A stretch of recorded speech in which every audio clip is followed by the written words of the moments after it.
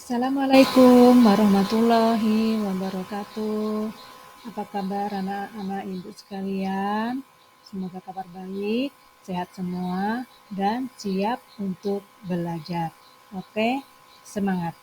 Ya, anak-anak, pada kesempatan ini kita akan belajar materi surat Al-Ma'un. Ya, surat Al-Ma'un ini adalah termasuk surat pendek, surat Makkiyah yang turun di Mekah dan terdapat dalam juz 30. Anak-anak, nanti di saat kita mempelajari surat Al-Ma'un, maka kita harus memahami dan mengamalkan dari nilai-nilai surat Al-Ma'un tersebut. Nah, sebelum kita belajar, kita harus mengetahui tujuan dari kita belajar surat Al-Ma'un nantinya. Adapun tujuan pembelajaran kita adalah memahami isi kandungan surat Al-Ma'un. Kemudian anak-anak nanti harus bisa menjelaskan nilai-nilai kepedulian sosial, keikhlasan, dan disiplin ibadah dalam surat Al-Ma'un. Dan yang terakhir, tujuan pelajaran kita adalah menerapkan nilai-nilai tersebut dalam kehidupan sehari-hari. Nah, anak-anak, surat Al-Ma'un itu artinya barang-barang yang berguna. Jumlah ayatnya ada 7 ayat. Tema utama dari surat Al-Ma'un adalah kepedulian sosial dan bahaya dari sikap ria. Nah, sekarang mari kita baca surat Al-Ma'un. Anak-anak bisa ikuti ibu saat membaca surat Al-Ma'un ya. Oke, sekarang kita mulai. A'udzu billahi minasy syaithanir rajim. Bismillahirrahmanirrahim. Ara'aital ladzi yukadzibu biddin.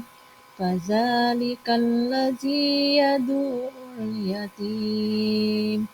ولا يحض على طعام المسكين فويل للمصلين الذين هم عن صلاتهم ساهون الذين هم يراءون ويمنعون الماعون صدق الله. Ya, itu tadi adalah bacaan surat Al-Ma'un. Sekarang kita pelajari yuk terjemahan dari surat Al-Ma'un. Jadi Al-Ma'un itu terjemahannya, tahukah kamu orang yang mendustakan agama? Itulah orang yang menghardik anak yatim dan tidak menganjurkan memberi makan orang miskin. Maka celakalah orang-orang yang sholat, yaitu orang-orang yang lalai terhadap sholatnya, yang berbuat ria dan enggan memberi bantuan. Sekarang kita pelajari ayat demi ayat apa sih yang terkandung dalam surat Al-Ma'un yang kita baca tadi. Kita mulai dari ayat 1, 2, dan 3. Nah, di ketiga ayat ini menjelaskan kepada kita tentang pendusta agama. Jadi pendusta agama itu apa sih? Nah, pendusta agama adalah orang yang tidak peduli pada anak yatim dan orang miskin. Mereka mengabaikan kewajiban sosial meskipun ibadah ritualnya terlihat baik. Pesan utama dari ayat ini adalah agama tidak hanya tentang hubungan dengan Allah, tetapi juga hubungan dengan sesama manusia. Berhadik anak yatim dan tidak membantu orang miskin itu menunjukkan lemahnya iman kita. Kita lanjutkan ayat keempat dan 5. Ayat ini menerangkan kepada kita orang yang lalai dalam sholatnya. Nah, ayat ini menyoroti orang yang sholat hanya untuk formalitas dan tidak khusyuk. Mereka sering lalai, baik dalam waktu maupun niatnya. Gitu. Nah, pesan utamanya apa? Pesannya adalah sholat adalah pilar penting agama yang harus dilakukan dengan niat tulus dan waktu yang tepat. Sholat yang benar mendidik kedisiplinan dan keikhlasan untuk kita. Kita lanjutkan ayat ke-6 dan ke-7. Ayat ke-6 dan ke-7 ini membahas tentang riya dan enggan membantu. Nah, ayat ini mengecam orang yang melakukan amal hanya untuk pamer atau riya dan enggan membantu sesama. Pesan utamanya adalah amal perbuatan ya hanya sah jika diniatkan karena Allah Subhanahu wa taala. Ria atau pamer tidak hanya merusak amal ibadah kita, tapi juga menciptakan ketidakpedulian sosial.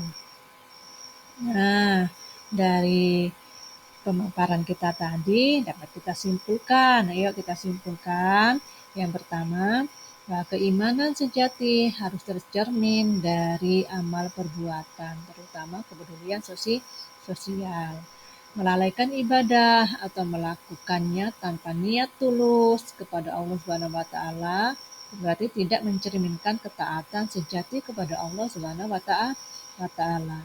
Kepedulian terhadap anak yatim, orang miskin, dan lingkungan sosial adalah bentuk nyata ibadah kepada Allah Subhanahu wa taala. Nah, dari penjelasan tadi dapat kita lihat keterkaitan antara iman, ibadah, dan amal soleh. Jadi keimanan kita itu harus kita cerminkan dalam ibadah yang baik, kemudian kita amalkan dalam kehidupan sehari-hari dalam bentuk amal sosial. Jadi untuk membentuk suatu kesempurnaan antara ketiga hal ini harus saling keterkaitan antara iman, ibadah, dan amal soleh. Jadi jangan hanya kita bagus dalam hal ibadah, cuman dalam hubungan sosial kita tidak peduli. Maka itu termasuk itu tadi masuk orang yang mendustakan agama. Tentu kita tidak mau kan termasuk jadi orang yang mendustakan agama karena kita tidak peduli dengan lingkungan sekitar kita. Nah, anak-anak, jadi keimanan itu bukan hanya ada di bibir loh ya, tetapi harus timbul di hati dan perbuatan kita. Jadi kita amalkan dalam perbuatan kita. Oke, anak-anak sekalian, semoga materi kita pada hari ini bermanfaat dan mari apa yang kita peroleh, yang kita pelajari, kita amalkan dalam kehidupan kita sehari-hari. Sampai jumpa di lain kesempatan. Terima kasih. Wassalamualaikum warahmatullahi wabarakatuh.